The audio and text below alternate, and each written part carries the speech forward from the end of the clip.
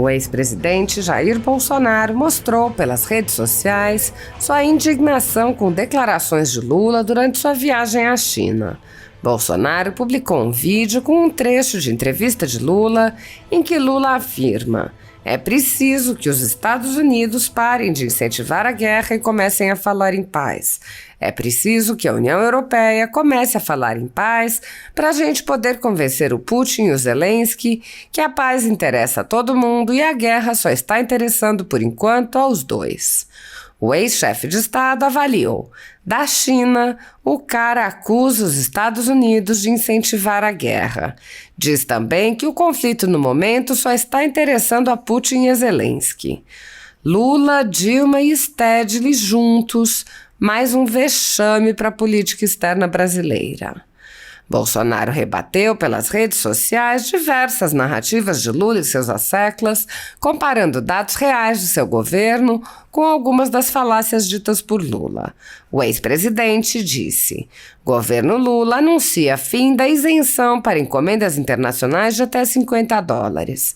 Em nosso governo, cumprimos, quando não o zeramento, a diminuição da taxação de produtos que garantem a manutenção de trabalho e a vida de todos, principalmente dos mais humildes. Reduzimos inúmeros impostos para facilitação e barateamento de serviços, além de medicamentos de combate ao câncer, HIV, equipamentos hospitalares, incentivos ao esporte, 35% do IPI de milhares de produtos e principalmente impostos incididos sobre alimentos e combustíveis.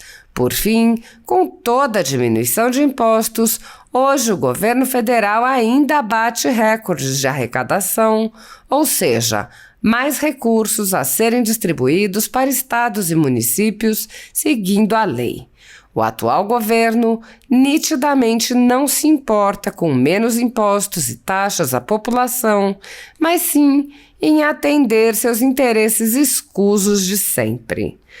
Bolsonaro disse ainda: "O governo Jair Messias Bolsonaro dobrou o limite de isenção de impostos sobre bagagem acompanhada. Hoje é permitido entrar no Brasil com até $1.000 em compras livres de impostos. Iniciativa cumpre acordo firmado pelo Mercosul em dezembro de 2019 e ajuda a contribuir com a abertura do mercado brasileiro. O valor anterior era de $500 e não sofria nenhuma modificação desde 1995. Outra iniciativa que poderá mudar brevemente com as pessoas que hoje estão aí." O ex-presidente também listou obras e investimentos em saneamento básico de seu governo, alertando sobre os movimentos de Lula para desfazer todo o esforço e promover um imenso retrocesso em uma área tão importante. Bolsonaro disse: "Investimentos do governo Jair Messias Bolsonaro resultam em milhares de novos quilômetros de extensão de redes de água potável e coletores de esgoto entre 2019 e 2020. De 2019 para 2020, houve expansão de 7% nas redes de abastecimento de água e de 2,3% nas de esgotamento sanitário, segundo o panorama do saneamento básico no Brasil e os diagnósticos da prestação dos serviços de saneamento básico, água e esgoto, resíduos sólidos e águas pluviais. Os indicadores de abastecimento de água incluíram 5.350 municípios e os de esgotamento sanitário 4.774. Em áreas urbanas, a cobertura das redes de água potável avançou 47,6 mil quilômetros em comparação com 2019, totalizando em 2020 728 mil quilômetros de extensão. Ligações às redes de abastecimento de água avançaram de 59,1 milhões para 61,7 milhões, 4,4%, o que impulsionou a cobertura do serviço a alcançar 175 milhões e meio de habitantes, o equivalente a 84,1% da população brasileira. Esgotamento sanitário. Em 2020, eram 362,4 mil quilômetros quilômetros de redes coletoras de esgoto, um acréscimo de 2,3% em comparação com os 354,3 mil quilômetros identificados em 2019. As ligações, 36 milhões, avançaram 4%, eram 34,6 milhões no ano anterior, e a população urbana atendida chegou a 112,4 milhões de pessoas. Só em 2020, destinamos 2,5 bilhões para a execução de 656 empreendimentos de saneamento básico em todas as modalidades. Foram concluídas 156 obras, alcançando 832 mil famílias e retomadas 146 que estavam paralisadas ao final de 2019 em um investimento de 4,98 bilhões. No referido ano, também entrou em vigor o novo marco legal do saneamento básico, criando um ambiente de segurança jurídica, competitividade e sustentabilidade para atrair novos investimentos para o setor.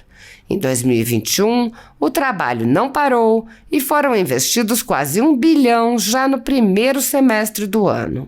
Além dos valores direcionados no período, os estados foram autorizados a contratar até 802,5 milhões em financiamentos para a implementação de obras de saneamento básico por meio do programa Avançar Cidades Saneamento do BNDES. Lamentavelmente, tudo que foi construído nesse período está propositalmente sendo revertido, prejudicando um marco de primordial importância para a saúde de todo o povo brasileiro. O ex-presidente Jair Bolsonaro também comentou a diferença na abordagem do problema da reforma agrária, lembrando que o seu governo bateu recordes de entrega de títulos de propriedade e diminuiu as invasões de terras. Bolsonaro disse: o governo Jair Messias Bolsonaro registrou queda histórica de invasões em fazendas. Em 2019 foram 7 e em 2020 apenas 6. Se trata dos menores números de invasões feitas pelos autoproclamados movimentos sociais no Brasil desde 1995, quando o INCRA começou a registrar as estatísticas. Além do citado, o governo Jair Messias Bolsonaro entregou mais de 420 mil títulos, resultando em mais do que o somatório dos governos Fernando Henrique, Lula e Dilma juntos. Os fatos os deixam revoltados. Jamais foi por terra. O terror é o combustível da esquerda. O ex-presidente lembrou ainda alguns dos acordos internacionais de seu governo, derrubando a narrativa propagada por Lula de que o Brasil se isolou. Bolsonaro disse: verdades sobre acordos internacionais que você jamais saberia por determinados meios de comunicação. Batemos recordes de assinatura de acordos e finalizamos processos que estavam há anos pendentes. O avanço do acordo Mercosul-União Europeia é um exemplo. Acordos internacionais. 228 acordos internacionais assinados desde 2019. Acordo de livre comércio com o México para veículos pesados. Acordos militares. Cooperação com Israel, com Marrocos, com Catar, com Emirados Árabes Unidos, com os Estados Unidos e com o Egito. Grande avanço no acordo de livre comércio entre a União Europeia e o Mercosul. Abertos mais de 200 mercados para produtos agropecuários brasileiros em 51 países desde 2019. Concluído o acordo de livre comércio entre o Mercosul e o EFTA. Brasil designado pelos Estados Unidos como aliado extra-OTAN. A assinatura de memorando de cooperação entre os governos brasileiro e japonês no campo de tecnologias relacionadas à produção e ao uso de nióbio e grafeno. 8 acordos em áreas como defesa e tecnologia com os Emirados Árabes. Acordo de cooperação com os Estados Unidos para a promoção de fluxos bilaterais de comércio e investimento. Apoiadores do ex-presidente Jair Bolsonaro e pessoas que apenas têm um discurso diferente do imposto pelo cartel midiático vêm sendo perseguidos, em especial pelo Judiciário, além dos inquéritos conduzidos pelo ministro Alexandre de Moraes, do Supremo Tribunal Federal. Também o ex-corregedor do TSE, Luiz Felipe Salomão, criou seu próprio inquérito administrativo e ordenou o confisco da renda de sites e canais conservadores, como Bárbara do canal Te Atualizei e a Folha Política. Toda a receita de mais de 20 meses do trabalho do nosso jornal está bloqueada por ordem do TSE, com aplauso dos ministros Luiz Roberto Barroso, Alexandre de Moraes e Edson Fachin. Sem a possibilidade de receber a renda de seu trabalho, o jornal corre o risco de fechar. Se você apoia o trabalho da Folha Política e pode ajudar, use o QR Code para a empresa Raposo Fernandes ou use o código ajude@folhapolitica.org. Caso prefira, há a opção de transferência bancária para a conta da empresa Raposo Fernandes, disponível na descrição deste vídeo e no comentário fixado no topo. Há 10 anos, a Folha Política faz a cobertura da política brasileira, mostrando atos, pronunciamentos e eventos dos três poderes, quebrando a espiral do silêncio imposta pelo cartel de mídia que quer o monopólio da informação. pix@ajude@folhapolitica.org. Veja trechos da entrevista de Lula rebatida por Bolsonaro. E desculpa por eu não ter conversado com vocês, porque não foi possível. A agenda foi muito intensa e quando sobrava uma hora, eu estava um pozinho da rabiola e eu não ia dar entrevista totalmente, desconectado com a minha beleza. Então, desculpem. Olha, eu penso que uma coisa importante está acontecendo na relação Brasil-China. É que a gente está ultrapassando aquela fase das commodities e a gente está entrando em outras necessidades. A gente está entrando na questão digital. Nós temos muito a aprender com os chineses. A gente está entrando na questão da cultura. É preciso que a gente aprenda, e os chineses também, de que é necessário ter mais chineses nas universidades brasileiras e mais brasileiros nas universidades chinesas.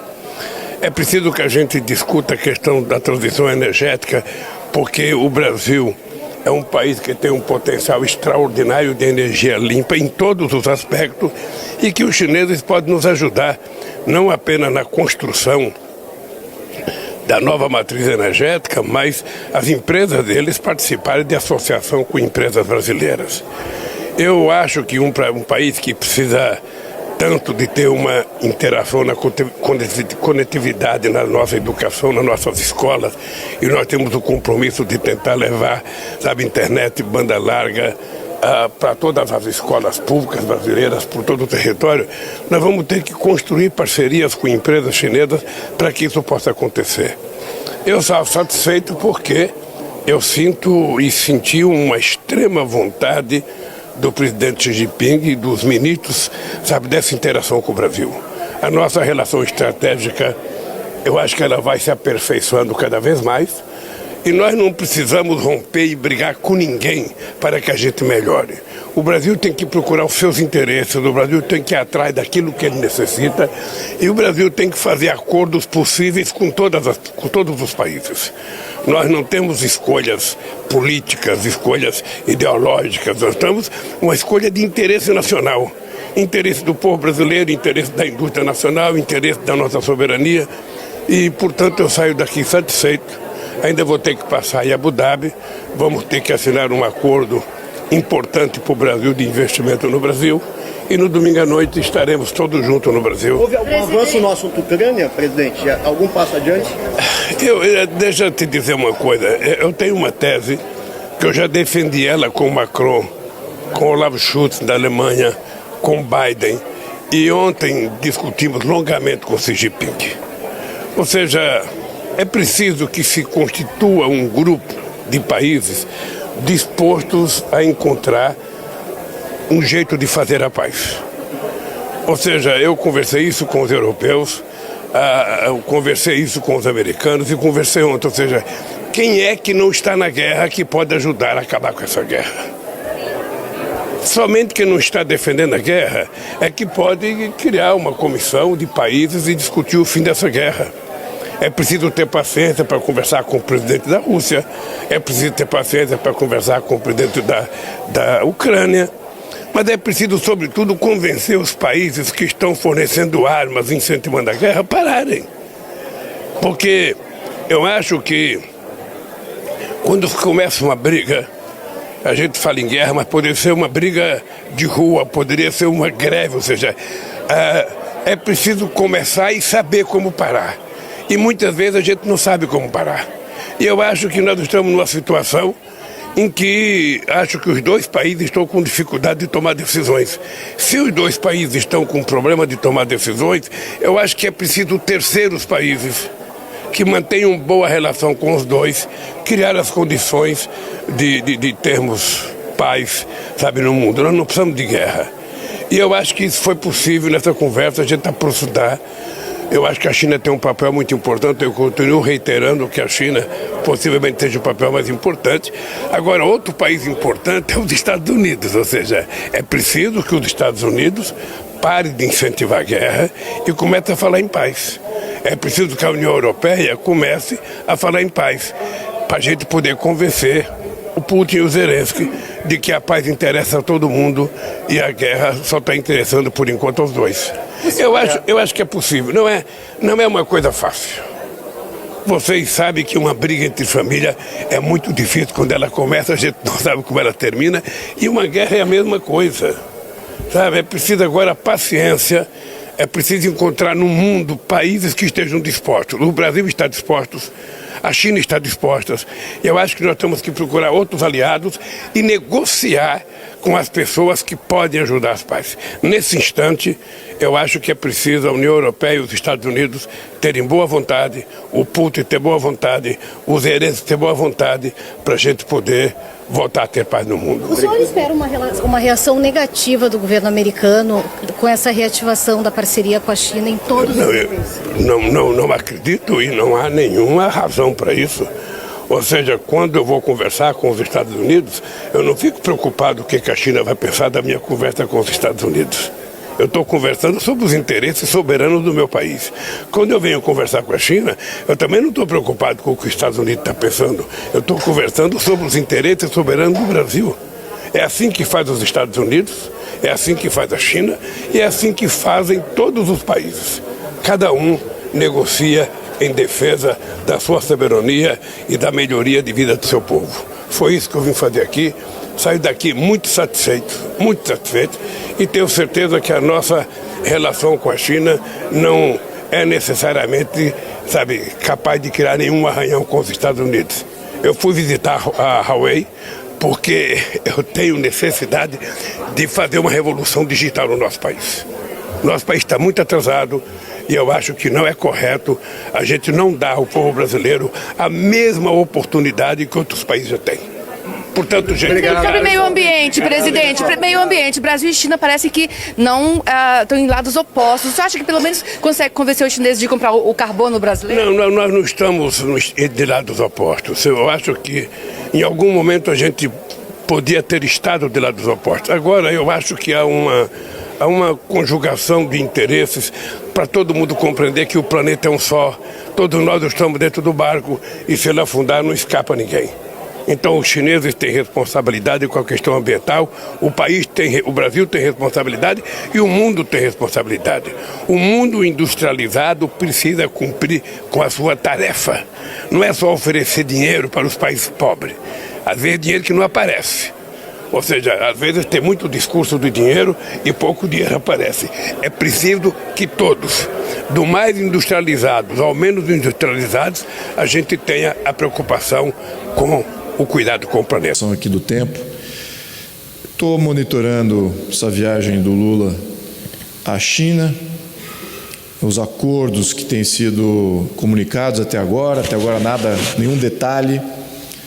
Lembrando que esses acordos que a China tem celebrado na Ásia e na África são acordos, de um primeiro momento, benéficos para os países, né? Acordos de infraestrutura, de investimentos, de linhas de crédito, Agora, tem uma série de âncoras aí que são estabelecidas que tornam esses países que assinam esses acordos com a China em efetivas colônias. Então, lembrando aqui, o diabo está nos detalhes. No primeiro momento, queremos expandir nossas relações com a China? Absolutamente sim. Um país que está produzindo, continua produzindo. Agora, tem limitações, é uma autocracia, é uma ditadura. Não temos tanta transparência do que acontece dentro da China. Não temos tanta transparência desses acordos, muitos deles draconianos. Estamos possivelmente aqui nos autoimpondo no modelo neocolonial do século XXI. Muito preocupante. O Brasil precisa ser soberano. A Índia é um grande exemplo. É um país que politicamente não é afetado por esses acordos. Tem bom relacionamento com a China, bom relacionamento com a Rússia, com a União Europeia e com os Estados Unidos. Politicamente é completamente isento dessa influência. E eu me preocupo aqui exatamente essa sinalização de vínculo político. Além disso, estão falando agora de criação de moeda única. Vamos lembrar o porquê que esse debate está sendo suscitado. Porque o dólar está sendo gerenciado igual ao real. Eles estão completamente desequilibrados fiscalmente. Não tem previsibilidade de inflação. Então o mundo quer sair do dólar. Então a nossa saída do dólar e até aumentar as nossas reservas em outras moedas é até positivo. Não é negativo. Agora, já falar em criar uma moeda única, muito perigoso, porque esses países não têm as instituições que nós, Brasil, queremos. Nós temos boas instituições aqui no Brasil, por incrível que pareça. Na minha opinião, é um arranjo jurídico que não as torna brilhantes. Então somos, só para terminar, presidente, então somos uma democracia em ascensão, na minha opinião, deficiente e retrocessos aí patentes. Agora, temos boas instituições que precedem até a própria criação da Índia, que hoje se tornou a 5ª maior economia do mundo, mas está aí dando exemplo de soberania. Não é influenciável politicamente, mas mantém bom relacionamento com todo mundo. Temos que trilhar um processo, criar um movimento nacional, para que tenhamos de fato nossa soberania reservada, que tenhamos bons acordos comerciais, mas que politicamente não sejamos influenciados por ninguém que seja. Muito obrigado, presidente. Muito obrigado, colegas.